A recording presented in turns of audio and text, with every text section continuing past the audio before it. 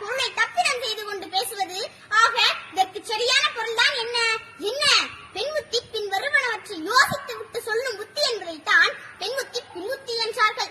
பெண்கள் இப்போதுமே எந்த ஒரு விடயமாக இருந்தாலும் அதன் பின்விளைவுகளை ஆராய்ந்தே முடிவுகள் எடுப்பார்கள்.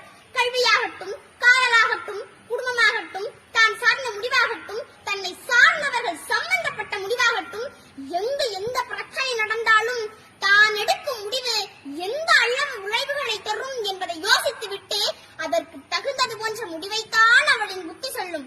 ஆனால் இதனை நாம் எப்படி புரிந்து கொண்டிருக்கிறோம் என்பதை நான் சொல்ல தேவையில்லை, உங்களுக்கே தெரியும். பெண்களை உயர்த்தி சொல்லப்பட்ட ஒரு பழமொழியை தவறாக புரிந்து கொண்டு பேதமை என்பது மாதற்கு அணிதலம், அறியாமை தான் பெண்ணுக்கு அழகு என்று தவறாக புரிந்து கொண்டிருக்கிறோம்.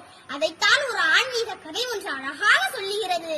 அசோகவனத்தில் சீதை இருக்கும் பொழுது அங்கிருந்த அரகிகளிடம் தப்பித்து வருவதற்கு சீதையால் முடியாமல் அல்ல.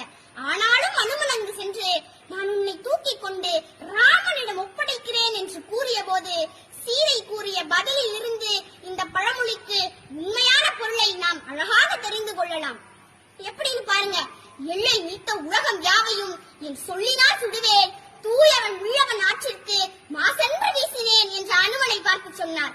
இந்த இடத்திலிருந்து நீ என்ன கூட்டிட்டு போயணும்னு அவசியம் இல்ல. உள்ளவன் ஆற்றிற்கு, அதாவது வெள்போரில் சிறந்தவனாக விளங்கிய ராமனுக்கு அது கேவலம்.